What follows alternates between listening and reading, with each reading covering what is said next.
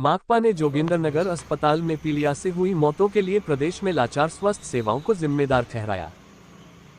नमस्कार, मैं कुशाल भारद्वाज।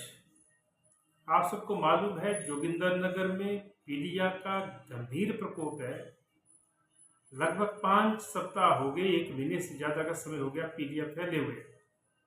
और दुखद पहलू ये है कि अब तीसरी मौत जो है पीलिया से जोगिंदरनगर में हो चुकी है।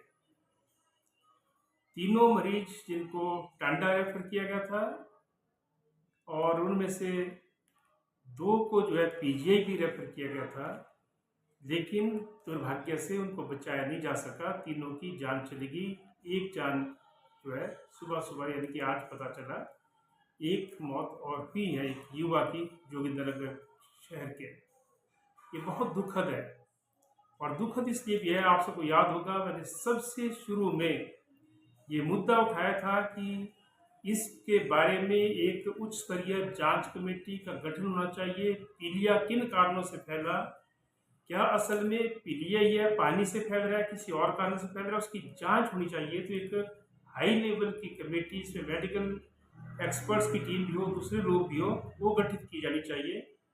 दूसरा मसला मैंने शुरू में उठाया था कि जोगिंदरनगर में इमीडिएटली डॉक्टर्स और अन्य स्टाफ भेजने की जरूरत है, जिसके लिए मैंने मांग की थी कि कम से कम 2 डॉक्टर्स एक्स्ट्रा जो है बाहर से भेजे जाएं कुछ समय के लिए। उसके साथ साथ नर्सिंग स्टाफ के कम से कम 3 सदस्य यहाँ पर भेजे जाएं और कुछ और स्टाफ यहाँ पे भेजा जाए। और उसी के साथ हमने भी मांग की थी कि जितने पानी के स्रोत हैं उनकी सैंपल इकट्ठा करके उनके जो है टेस्टिंग की जाए और इसको रेगुलर बेसिस पे किया जाए।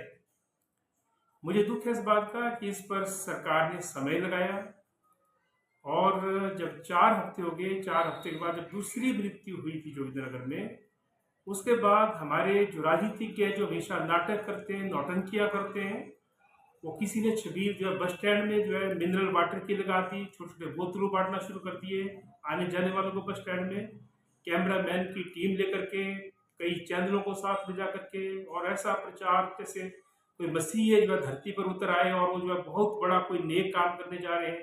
4 हफ्ते तक जो है किसी को शुद्ध नहीं दी किसी ने, लेकिन उसके बाद जो पानी की बोतल बांट करके उन्होंने अपनी फॉर्मेलिटी पूरी कर दी।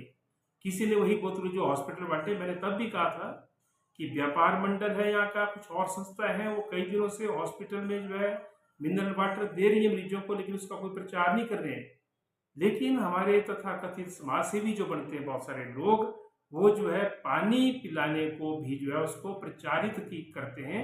और एक दिन मैंने भी कहा था कि एक दिन के पानी पिलाने से जो है किसी का पीलिया नहीं रुकने वाला है, इसलिए मेहरबानी करके ड्रामेबाजी बंद करो और जोगिंदरनगर में जो है डॉक्टरों की व्यवस्था हो, जोगिंदरनगर में जो है समुचित स्टाफ आए और उसके साथ साथ पीलिया के असली कारणों की जो है जांच हो, हाई लेवल की कमेटी गठित हो। और आज भी मुद्दे वैसे के वैसे, हालांकि सीएमओ साहब ने, चीफ मेडिकल ऑफिसर ने हमारी मांग के बाद जोगिंदरनगर हॉस्पिटल का दौरा किया था, उसके बाद अतिरिक्त बेड की व्यवस्था की थी, उसके बाद कुछ डॉक्टर्स भी यहाँ पे तैनात किए गए थे, लेकिन अभी भी पूरा स्टाफ नहीं है, ये मेरा मानना है। आज मुझे पता चला है कि डीसी साहब भी आए हैं, लेकिन आज हमारी मीटिंग थी सीपीआईएम की, लोकल कमेटी जोगिंदरनगर की। हमने बहुत सारे मुद्दों के ऊपर चर्चा की। निश्चित तौर पर राजनीतिक मुद्दों पर चर्चा हुई, संगठनिक मुद्दों पर चर्चा हुई, हमने कुछ निर्णय लिए, हमने सड़कों के बारे में, पुलों के बारे में, जनता की विभिन्न समस्याओं के बारे में चर्चा की और उस पर जो है आने वाले समय में काम करने के बारे में एक योजना तैयार की है। लेकिन सबसे बढ़कर के ये कि जो पीलिया जोगिंदरनगर में फैला है उसके असली कारणों का पता लगना चाहिए। और उसके साथ साथ सीपीएम लोकल कमेटी ने आज ये भी मांग उठाई फिर से कि जैसा पहले भी मैंने वो मांग उठाई थी, मैं पहले हॉस्पिटल भी गया था, 3 बार मैं जा चुका हूँ, मैं मरीजों से मिल चुका हूँ, मैं उनके तीमारदारों से मिल चुका हूँ और उनसे डिटेल में बातचीत की है। तो आज फिर हमारी पार्टी की लोकल कमेटी ने मांग उठाई है कि जिन जिन लोगों की पीलिया से मृत्यु हुई है, हिमाचल प्रदेश की सरकार को चाहिए कि उनके परिजनों को जो है उचित मुआवजा दे। दूसरी मांग हमारी फिर से है कि जिन भी लोगों ने अपना इलाज करवाया है पीलिया से या जो अभी भी इलाज करवा रहे हैं, उनके इलाज का सारा खर्चा सरकार वहन करे। तीसरी मांग ये कि जोगिंदरनगर और आसपास जितनी भी प्राइवेट लैब हैं, अगर कोई अपने टेस्ट वहाँ पर भी कराता है तो उसका खर्चा भी सरकार वहन करे।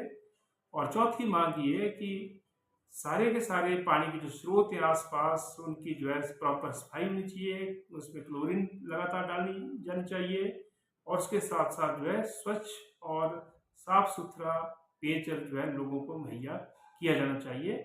ये हमारी मांग है। और एक बार फिर से हमारी पार्टी ने भी आज शोक प्रकट किया है इन 3 दुखद मौतों पर। और उसके साथ साथ हमारी ये मांग है कि यहाँ पर जो है सारी व्यवस्थाएं जो है इस हॉस्पिटल में की जाए, क्योंकि यहाँ पर मरीज तो बहुत आते हैं हर दिन पीलिया के अलावा भी, लेकिन इलाज के लिए पर्याप्त स्टाफ, पर्याप्त डॉक्टर, पर्याप्त सुविधाएं नहीं है। अल्ट्रासाउंड मशीन दुर्भाग्य से 17 साल हो गए उसको चलाने के लिए किसी सरकार को ऑपरेटर नहीं मिला। इस मसले को बार बार उठाया है, मैंने भी इस मसले को जिला परिषद में उठाया है, लेकिन ये बड़ी भारी, एक तरह से मैं इसको क्या कहूँ, क्या शब्द का इस्तेमाल करूँ, निर्लज्जता है सरकारों की कि 17 साल के बाद भी 4 सरकारें आई चली गई, ये 5वीं सरकार है। यानी कि 5वीं सरकार भी जोगिंदरनगर में अल्ट्रासाउंड मशीन चलाने का ऑपरेटर नियुक्त नहीं कर पाई है। इससे बड़ी त्रासदी क्या हो सकती है जोगिंदरनगर के लिए।